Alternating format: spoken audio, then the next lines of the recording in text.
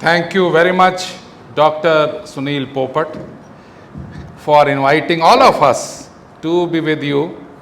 And for next 40-45 minutes, we will carry on becoming a seeker, a learner, because these experts are there and they cannot be caught together under one roof. Thank you very much for joining here, and let's share our ignorance, or let's share our thoughts on complications of ventral hernia repair and abdominal wall reconstruction. I bring greetings from Sir Gangaram Hospital and Bhatia Global Hospital. In this presentation, what will be the flow will be that we will be just asking them the questions, and the questions will be absolutely blunt. Answers can be simple, but they will be blunt, nothing to be ashamed of. But I think these questions are coming from your side so that ultimately we get the solutions of it. And initially we will talk about the IPOM. Is IPOM dead or IPOM will continue? And then we'll come and share our thoughts, or they will share their thoughts about the abdominal wall reconstruction, and we will go step by step so that ultimately we are able to dig out the best from this faculty, renowned faculty. Dr. Jignesh, what do you think? What is the ideal ventral hernia repair? I think the ideal ventral hernia repair would be one which should have 0% recurrence. The SSOs should be absolutely, we should aim for a 0%, but it should be according to whatever are the standard practicing guidelines. It should be a repair which should be customized according to the local anatomical, physiological and nutritional parameters of the patient. And it should be something which should be a procedure which one can replicate so that you can teach more people producing the same results. Dr. Punjani, in this era, is there any role of any sutured repair? Yeah, I would do it for about a centimeter hernia, small ventral hernia, peanut size. I would do a suture repair. One. Or I would do a suture repair in patients where I have landed up in a strangulated hernia, resected a bowel, I don't want to put a mesh. Maybe as a temporary sort of a thing, I would do a suture.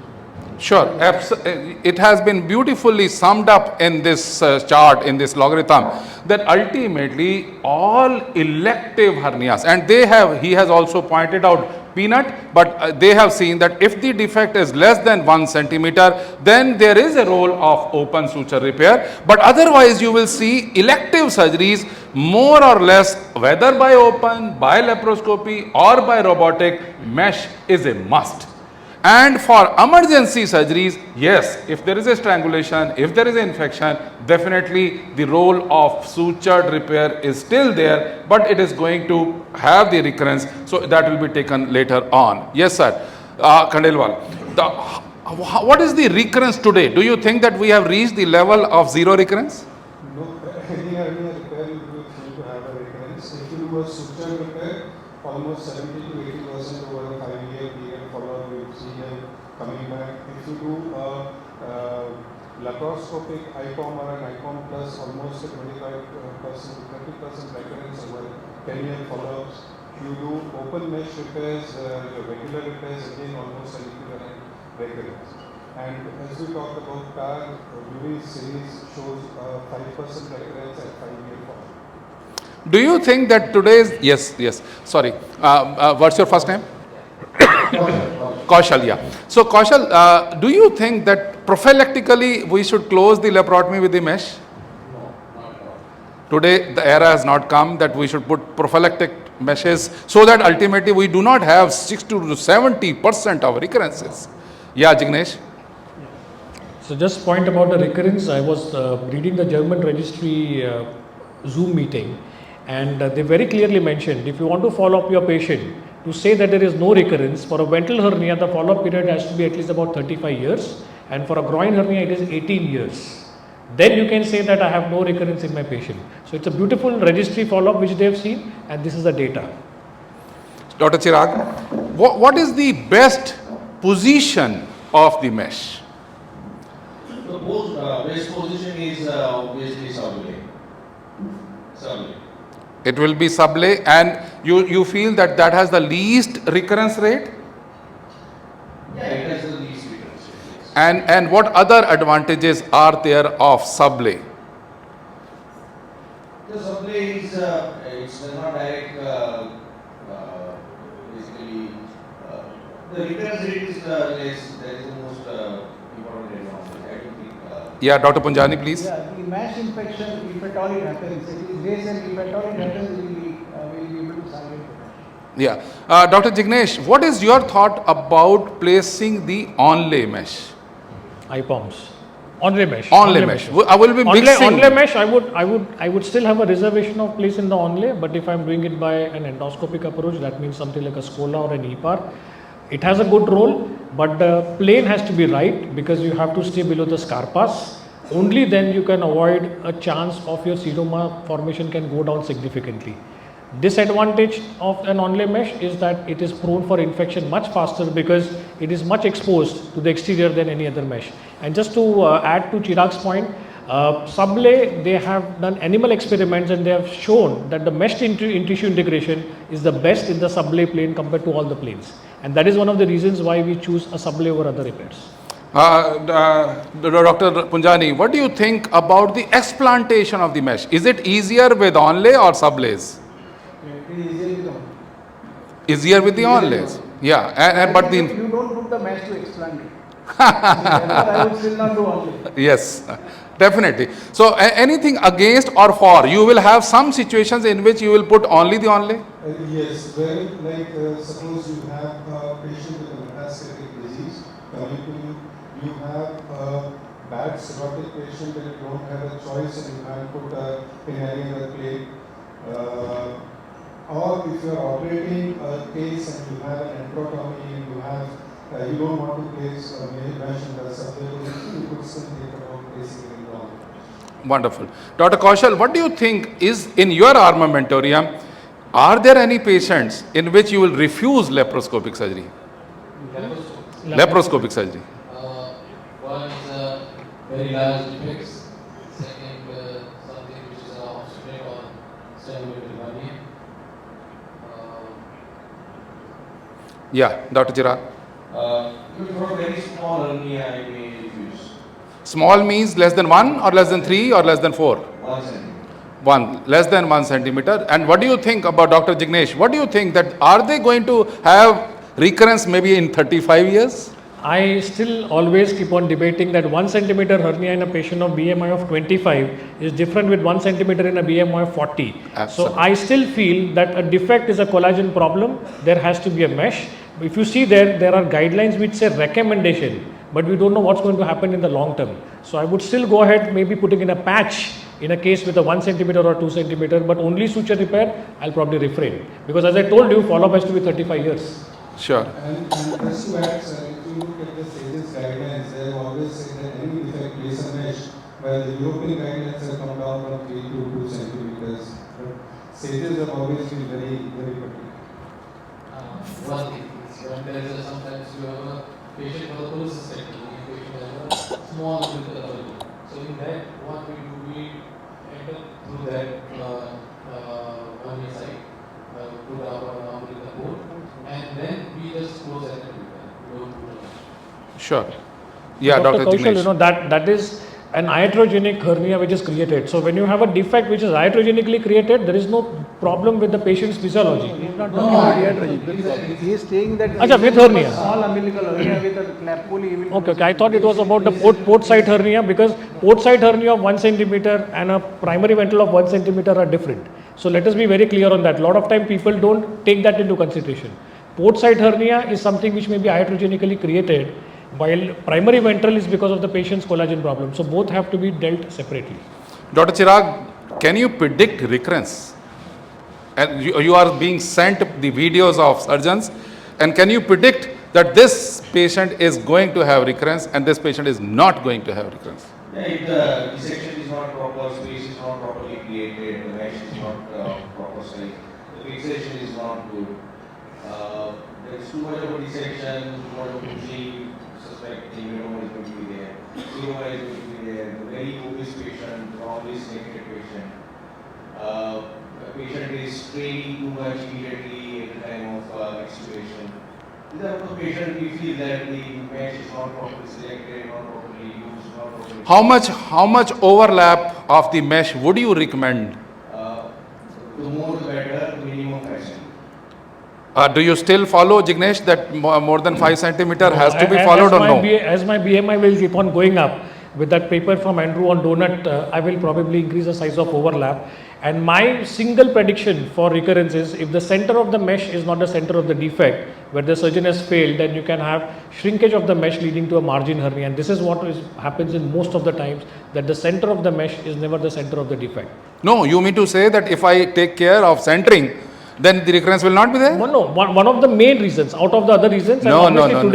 I think he has put it that previously, I would put it for your benefit, previously all of us, you were insisting in all the workshops that we should have a overlap of around 5 centimeters, then only the recurrence will not be there.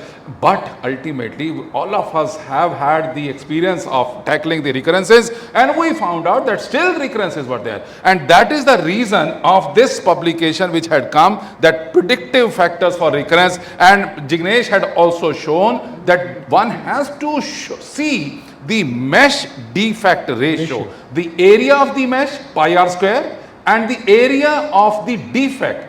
If the defect ratio is less than 8 or it is more than 16, the recurrence rate can vary from 70% to 0%. Any other factors, Ramesh, which can predict, for example, that yes, this patient is not going to have the recurrence, or any other parameters one can study? I think one is wrong selection. You have taken over a patient with high BMI, say with a BMI of 50, if I am operating in AWI, it is a sure disaster. 100% I would say that this fellow would come back.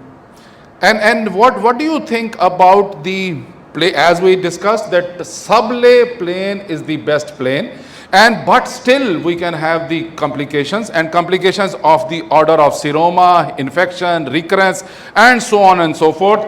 But overall, you can appreciate in this also, and they have given a beautiful comparison, that complications have not come to duck till date at this stage also. Now, Dr.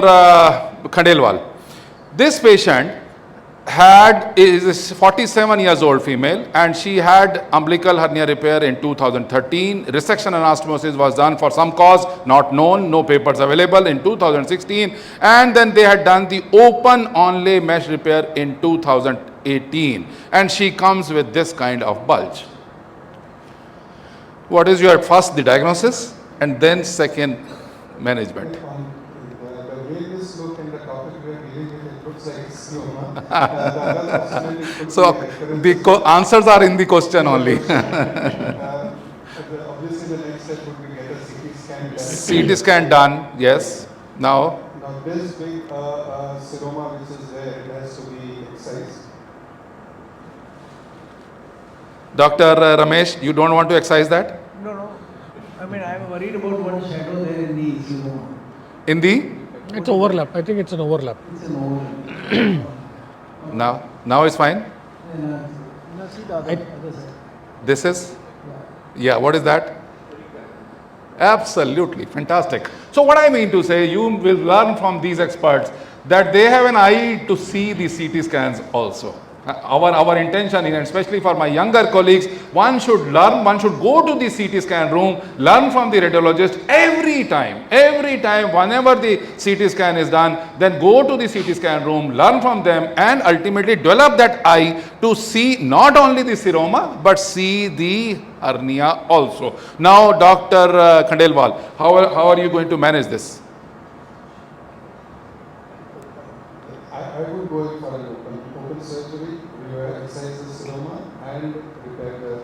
And can you imagine that 4 liters of infection was pus, or I would not say that this was a pus, but definitely it was a blood stain. So after how many years?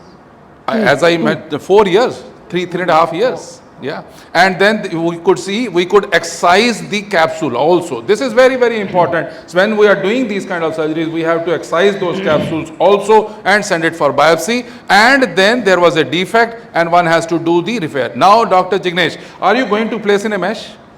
So in this patient, since looking at the color of that mesh, probably I may be a little bit reluctant. Color of the? Color of that collection which Collection, has come in. collection. I'm a little bit reluctant. So I will probably do a primary repair, tissue repair and call as a second stage. And just to go back to the CT scan, this particular collection falls into the category of pseudocyst. So now there's an entity which is known as a pseudocyst formation of the seroma. So the moment you have a thick and enhanced wall, which you can see here, this has to come out with the wall. So only draining or aspiration, this will not work. So this is a classification which talks about pseudocyst of a seroma. Absolutely. And second thing is, I would again caution, especially my younger colleagues, is please do not shove in the needle. Many times we have seen the patients go to another surgeon and they take the syringe and needle without even cleaning, and just to prove that Dr. Parveen Bhatia has not done a good job, and you see that so much of fluid is coming out. So just to score over. So what I mean to say that don't ever shove in, and I honestly speaking, I tell my patients that if you feel that there is a bulge, if you feel that some kind of hernia recurrence is still there, come back to me, so that ultimately we do not put in a needle. No one should be, not even the ultrasonologist should be allowed to shove in the needle, because this seroma could have been converted into an abscess and that would have led to a lot of challenging situations later on. So as Jignesh has rightly pointed out, one has to take out complete sac and the pseudo and the sac of it and the fluid, and then do a anatomical repair rather than place in a mesh. And it was requested by Dr. Popat that just include the hernia and the obesity also. Now, Dr. Punjani, this patient had a mini gastric bypass 3 days back and by somebody else, and then she presented to us with vomiting, and the surgeon was treating the vomiting but ultimately landed with us, and we got the CT scan. I could not put in the CT scan in a few faster mode. So we got the CT scan and there was a hernia, and then now we go in and we see this. So what do you think? What could have been done, what should be done, and what will be done in this situation? So, while this is a hernia which was probably existing, because there is a lot of localization. So this is not at the time of surgery, this must be there, which was probably not tackled. So we should have sutured the defect. If you leave the defect like that post bariatric surgery, then definitely the resistance would go there, and that's what had happened. That we got. Sure. I phoned the surgeon, and honestly it is my responsibility also, and I always do it, that I phoned the surgeon that your patient has come, so you want to take her back, definitely you can. But he said no, you can manage. So then I asked that was there any hernia at that level? He says that no, only the omentum was going in. He could see that only the omentum was done, and we have been taught not to manage the hernia, just leave the omentum behind and then it will be fine. But again, when we went in, and on the CT scan also we could see the intestines going in, then obviously the chance. Now, Dr. Jignesh, for example, you would do the bariatric surgery in this situation. Would you do the mini gastric bypass, or would you do the sleeve gastrectomy and the hernia repair? So I would usually do a staged repair in a patient with bariatric, if at all they are coming in. And the second thing is, I will never replace an omentum with the bowel, which has happened in this case. So either you leave it alone or you remove it and close the defect. So I will always do a staged repair. Having said that, there are publications now which talk about simultaneously doing both at the same time. I would do a staged repair. Yeah, Dr. Khandelwal, yes, point. What I would normally do is, if I have an obese patient with a small non-complex hernia, umbilical hernia, I would then in those cases do a simultaneously, a sleeve gastrectomy with a hernia repair. If I have a complex hernia, no, just sorry for interjecting. You will do the sleeve gastrectomy and mesh repair. And the mesh repair. All right. I will do a mesh repair. Right. I will never do it. For the non-complex hernia. But if I have a complex hernia, in that case I will do a bariatric surgery which is required, a bypass or a sleeve, And once the patient loses weight, then we have to do a second stage. Absolutely. I think the message is loud and clear that please discuss with the patient in detail in the pre-operative period. Don't give the excuses in the post-operative period. So discuss with that ultimately our choice and your choice should be that go in for bariatric surgery first, and we will tackle the hernia repair later on. One. Second thing is that yes, do the bariatric surgery, and I will, if I find the defect, then I will just put in the suture. At least I am not in favor of placing in a mesh, whether I am doing the cholecystectomy or hysterectomy, or I am doing gastric bypass or even sleeve gastrectomy, because one mesh infection will spoil whole of my name whatsoever we have earned today. So our thinking is that don't combine that. And then third thing is that once you have gone in and once such kind of situation is there, Dr. Kaushal, what more thoughts will you have in tackling these kind of patients? When your patient has come to you, you have seen the hernia, you have got the CT scan done, you have taken the contents down, what next? For this bariatric This patient, same patient. yeah. See, now after this, you do a anatomical repair, either you can do a laparoscopically. If you are comfortable, it's small defect, and if it's large defect, you have to just open up and do an anatomical. Right. Any other thought, Dr. Chirag? I'll also be concerned about the anastomosis that has been made. Beautiful. Wonderful. Because it was trapped and it may contaminate the area and may cause a leak after some time. So I may have to reinforce it, and if necessary, I could drain to have a something to if there is leak, I identify it. Absolutely. In Doctor. this patient, the signs may be obscured. I don't want to leave it to it. In this situation also, can you appreciate, and I would again insist, anticipate. In surgery, you have to just anticipate. So in this situation also, we had told our endoscopists that we will need the endoscopy, para-operative endoscopy. Once we could reduce the intestine, then we gave an incision. We did the hybrid hernia repair, localized, limited incision, just close the defect. I did not want to place in a mesh in this situation, and it was too big for us to close from within, and it will definitely have the recurrence. One. Second thing is, in the back of my mind, I was absolutely sure that I should check the anastomosis. I should check, recheck, cross-check, counter-check the anastomosis, and lo and behold, we found when we did the endoscopy with saline immersion, there was a leak in the anterior wall of the gastrogenostomy, and then we could put in a suture. Otherwise, we would have done a good, excellent repair, and the third surgeon would have phoned us, now you have left the leak behind. So, so our thinking is that please anticipate, please, we did the repair, and now you see, I am putting in a saline and the endoscope has been put and one can see the bubbles coming out. I know why these surgeons are not in a habit. They always deny that we do not do the methylene blue test, we do not do the endoscopy test. We believe that any and every anastomosis in our hands is the safest hands. Why? We should have a low threshold and we should always check, recheck, and you could see that there was a leak and we just placed 2 sutures and patient did very well, and touch wood till date, I think 5 years down the line, yeah, it was done in 2016, she has not come or she has not recurred. The hernia has not recurred till date, though we had been telling her again and again that this hernia is going to come, but she has reduced so much of weight and now the hernia is not there. Sir, Yeah, please. Some compromise vascularity is also there. So can you do apart from doing surgery, can you put covers in? On the stent also? No, it was too small a defect. What I mean to say, yes, you are right in seeing that, but there was no compromise at the gastrogenostomy side. But definitely we should make sure, and you see that I am just hitching the omentum also along at the side so that there is no leak whatsoever later on. Dr. Jignesh, now this patient had come for ventral hernia repair, umbilical hernia repair, and frankly we had done it, and we had put in a proceed mesh.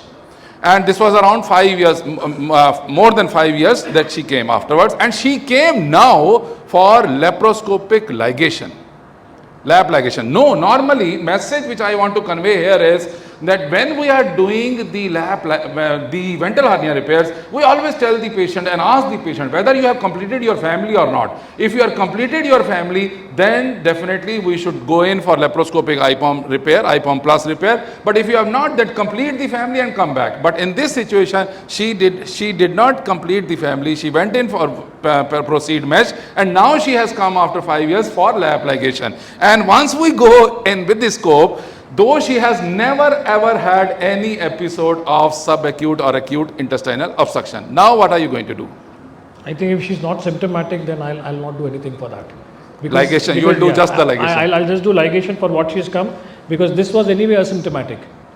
Unless, because it's like inviting for a trouble by doing something else. So my personal choice, no symptoms, I will not touch this. Absolutely. So the message is, and we also did not do anything, we just told the patient that if you are symptomatic, if you are having vomiting or whatsoever subacute intestinal obstruction, please come back to us, because ultimately we know the location, and that is the advantage of recording also. One should always, younger colleagues, please take this message, always and always have the first thing to be done is, when you are buying the equipment, buy the excellent recorder and record all your cases, because ultimately they are going to teach you the best. Now, yes. Sir, I just want to put a corollary to that. Sure, Suppose sure. if she had a recurrence or a small defect of about 2 by 3 centimeters, then probably how would each one of you approach? Yes. Would you still go intraperitoneal or just plug the opening from the top? Because if it was me, I will answer it at the last. So let me just go. So he is becoming a moderator. No, it's fine. It's fine. Because you may get a situation. All of us are learning. So what I would do is that I would bring down the bowel completely. Right. That's the first thing, the complete adhesion. Even if you are not going to do any I hernia. would probably bring this down. Even for a This 2 centimeter this defect? looks pretty malignant. This really would come back surely in a short time with a problem. So since you are already in, you might as well at least get down the bowel. So that Right. is the So take down the mesh also. no, not take down. So this Mesh is- should so remain there up. is no- keep the mesh is incorporated. Just take down the adhesions. Right. Come back. But if there is a hernia, as he is saying, then probably I would put another IPOM mesh inside. Now probably a different brand. So again here, the reason I put it up is because I have landed up with a situation like this. So I said there is a defect. If I can give the same coverage from a top, why should I do that extensive adhesive lysis which may not be required at all? I might just, no, it's intestine, but she's not symptomatic. There's a defect which is just 2 centimeter in that area. I might as well do a repair from the top and then just go ahead. Sure. Only, from the top. But diagnostic lab, find that field there which is a war front. I will just go from the top and finish it off. But if there is a defect and the intestine is there, I think then you have to bring down the intestine. How would you Yeah, do that's that? true. If there is a defect, then definitely yes. Yeah, Dr. Khandelwal. If there is no defect, I would leave it. Leave it all. If there is a defect, then I think, would sir- bring the bowel down, remove the mesh and see it to the next overlap. If IPOM plus possible, or else do the other option. Dr. Kaushal, do you think when we are placing the mesh in a sublay position by either open method also, adhesions do form or no? They don't form. For example, this patient had the open ventral hernia repair, sublay mesh, as all of us have agreed, that is the best location to have it. So these patients, are you expecting that she will have the adhesions from within or no? It can possible once there is a very thin posterior layer, and because there is in the lower part there is only peritoneum there. Sometimes we have small defects in the peritoneum or small holes, the sutures that may precipitate the adhesions. Chirag, what is your viewpoint? Yeah, adhesions can form, but it will not be very dense ones. I would say yes, Sunil. This looks like a defect with hernia with brain adhesions. You may not address it there and then because you may not have taken consent because patient just came for left ear. But you should counsel the patient afterwards and operate it elective rather than waiting for operation. Sure, absolutely. One. And second thing is that when we are placing in a sublay mesh or any mesh anywhere, our thoughts are adhesions will be there until proved otherwise. Absolutely. They will always there. Many times I have seen younger surgeons, especially younger surgeons, they deny that, oh no, the mesh is sublay and we have placed it retrorectus, so there will not be adhesion. But we have been going into with the laparoscope, and we have found so many such situations, even the intestines, even the flimsy adhesions, all of them there. And in this situation also there was a hernia at the periphery, and then we could do the repair by laparoscopic. Now let us devote some time on, yeah please. Just one Sure, point sure. on the adhesions. Even after laparotomies, and laparotomies with very bad pericarditis, and you have gone back inside, you sometimes find that there are very minimal adhesions. And there would be situations where a very simple surgery has been done and extensive adhesions. Absolutely. So adhesions, there is a lot of other factors which play a role. So I am not really sure whether it is the sublary, IPOM, or the only factors which are responsible for True, adhesions. absolutely. Dr. Jignesh, this patient has had umbilical hernia repair 3 days back. What do you see? It is red. It's all red there. It is red hot. It's red hot. It's a waterfront area. I would like to scan her, and I can see a nice mesh which is floating there. There is a collection. There's a lot of stranding happening in that area. This patient will need an explantation. Right from the beginning, Dr. Ramesh, would you advocate the explantation of the mesh, or you will try some conservative methods? This was an IPOM surgery, right? Yeah, IPOM. Definitely explantation.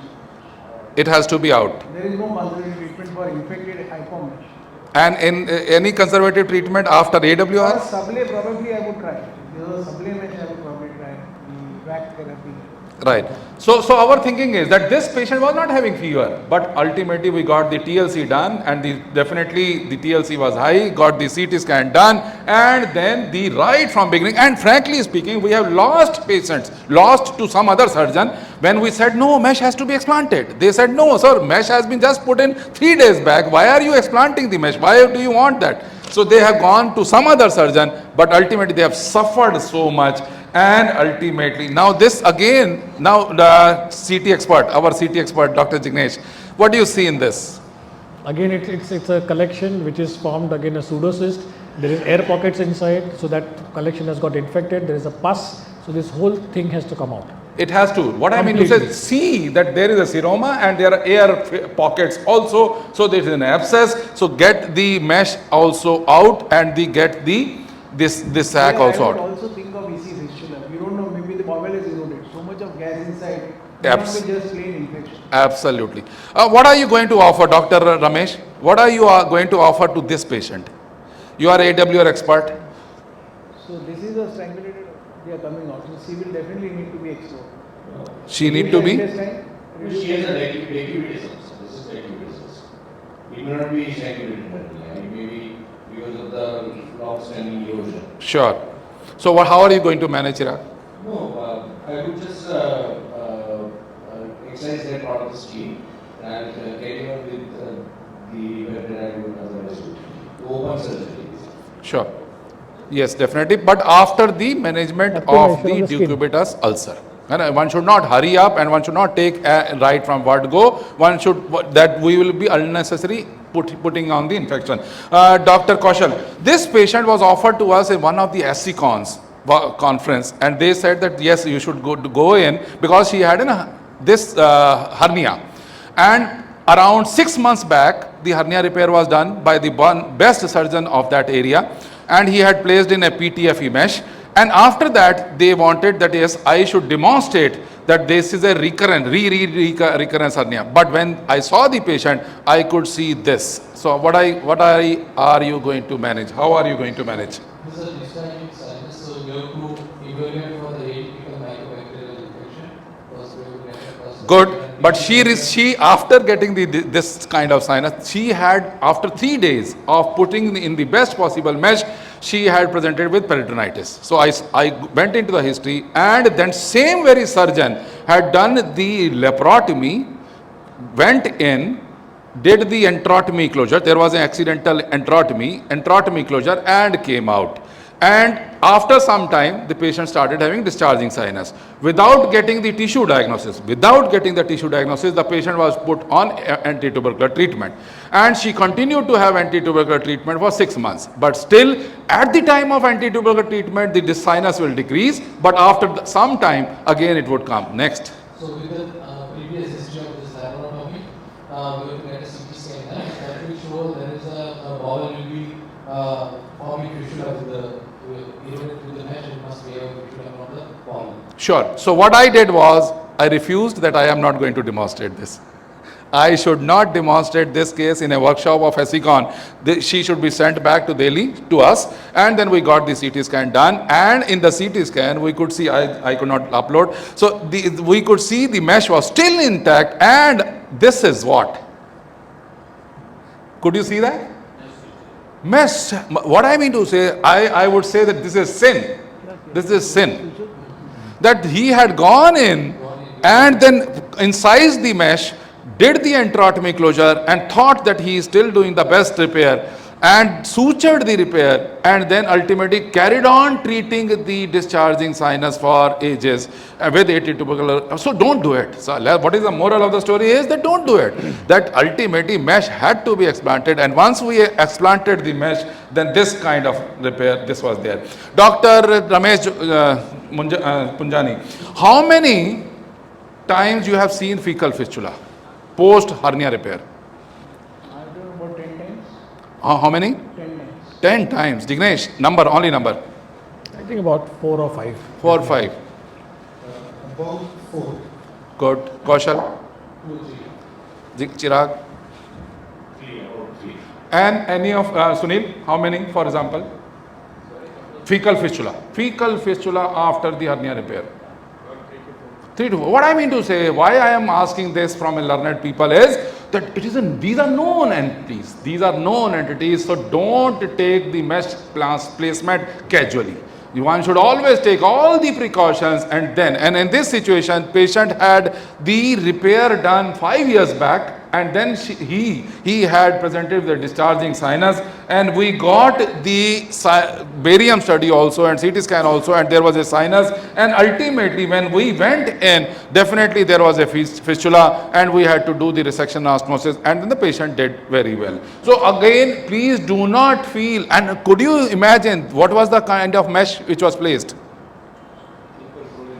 Prolene mesh. The many surgeons are still placing the prolene mesh intra-abdominally. Please don't do it, because ultimately this kind of fistulation can occur and it is known, so don't do it again. Now coming on to the complications of, now it is only 2 minutes left. I will run forward. Dr. Punjani, what do you think? Which anatomical line has to be respected the most? Linea seminoris. Linea seminoris. Why? Because that's what I said in Lakshman Rekha. So in an AWR surgery, if somebody is violating a linea seminoris, I think that there is no greater sin than that for AWR surgery. Absolutely. I just wanted to listen from his horse's mouth. It is a sin.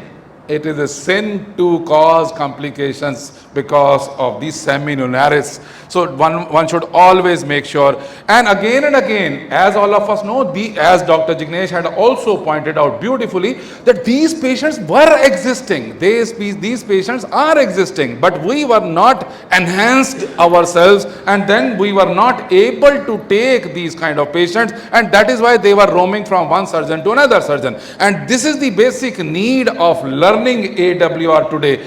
Dr.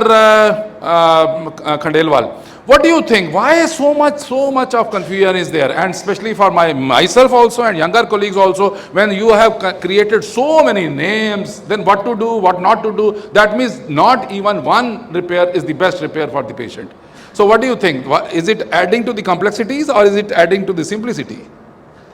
I think what is happening is we are evolving into understanding different types of hernias in a different manner and coming up with different solutions for different things. So it's going to be like not one solution for all types of hernias, for every different hernia. For example, if I have an umbilical hernia with a divergation recti, scola becomes one of the best options I can give to the patient. So similarly, each one of them will have its own role. Probably it will take us a little bit longer for us to define which surgery for which type of cases. Yes, Dr. Jignesh first. Sir, I would probably on a lighter weight say that, I always say, AWR surgery is like your wardrobe. You have to decide if you are going for a sagai, you need to wear a sherwani. If you are going for a marriage, you need to wear a suit. क्योंकि मैयत में अगर आप suit पहन के जाओगे तो लोग हंसेंगे and it will feel a disaster. So wrong choice of selection for a wrong procedure will lead to a disaster. Yeah, Dr. Punjani, same thing you wanted to say. So dress up properly, right? For the right occasion. Yeah, for the right occasion. And what do you, our time is over, so can we take some time? No. 2 minutes, that's all. That. So, and if you are still confused what to wear and whom a friend. Yes. I know. उन्होंने डाला. Dr. Kaushal, are you doing AWR surgeries? Very less. Very less. What is the fear in your mind? There is no fear. You are not afraid? All of us are afraid. At least I am afraid of it. My major work is a liver. Is a? Liver. I do major. All right, no, that is a different story. That is. Chirag, what do you think? Should we be afraid of AWR, or should we plunge ourselves into it, or immerse ourselves into it and learn it properly and then do it, or we can do it just like that? Anybody who is even once in a while doing hernia surgery, they must understand the evolving science, and you should offer what is best for the patient, and that's why everybody who even once in a while does hernia surgery should know AWR surgery. Absolutely. Doctor. You also don't do it and ask somebody who is regularly. Dr. Ramesh, in your practice, what is the percentage of AWR vis-a-vis, as Jignesh was asking, hernia surgery? Hernia and AWR are different. So I do about 50 times, 50% is AWR, 50% is other hernias. And how much is laparoscopy versus open? Again, around 50, but in, of course, for the inguinals, it's almost 80% laparoscopic and 20%.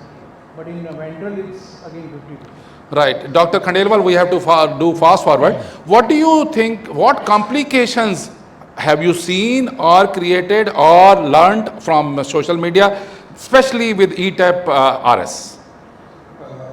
Hematomas, seroma formation, posterior sheath disruptions, and the common disease.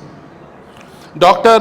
Jignesh, what do you think about crossovers? Are they becoming challenging for surgeons? So the selection of the patient is important. Any defect which is going to be more than 4 centimeters, be very, very cautious for a crossover, because it's very easy to go into the wrong plane. So when I'm dealing with W2 and W3, I'm always cautious.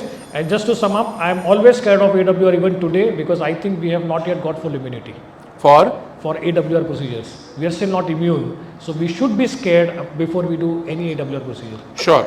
So I think we should close down with this last small video clipping. I'm just showing, and we would have asked that what is the best repair for this kind of person. So big a hernia, but you have been seeing it day in and day out, such kind of hernias. Definitely thank you very much, and I think it will continue to have the complications, to tackle the complications, and to learn from our experts also, and be a seeker. The message which I just want to give, at any age, you should carry on remaining a learner. Never ever become a learned. The day you start thinking that you have become a learned, you are doomed. So remain a learner, remain a seeker, and that is going to take you to 89 years, as Dr. Ramesh Punjani was also telling. Just few days before death of Dr. Udwadia, he was doing a laparoscopic cholecystectomy of a cirrhotic patient, and he called Ramesh to complete the procedure. What I mean to say, you will carry on operating till 89 or 90 or 95 years of age if you are a learner. So remain a learner, don't become a learned, do your best, and die a blissful failure. Thank you very much. Thanks a lot.